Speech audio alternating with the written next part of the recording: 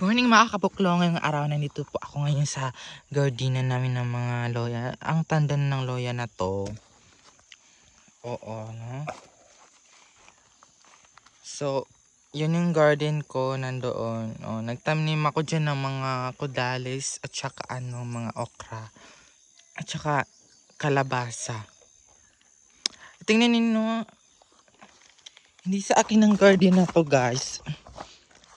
Sa kapatid ko to. Kapatid kong babae. Lahat kami talaga, mahilig kami mag-garden. So, ayun na nga, tingnan nyo guys. So, may mga talong siya.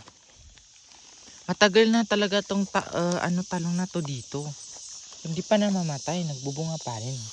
Patagal na, hindi na to na busy kasi siya. Meron siyang trabaho ngayon. So, ayun yung papaya pa niya. O, malapit na bumunga. So, yun lang guys yung short vlog ko ngayon. Pang-release lamang to or short. So ayun na nga, bye. Thank you for your watching. Don't forget to follow more and subscribe on my YouTube channel. Ay my God, ako nakita ng flower dito. Ang kulang ganda niya. Sobra.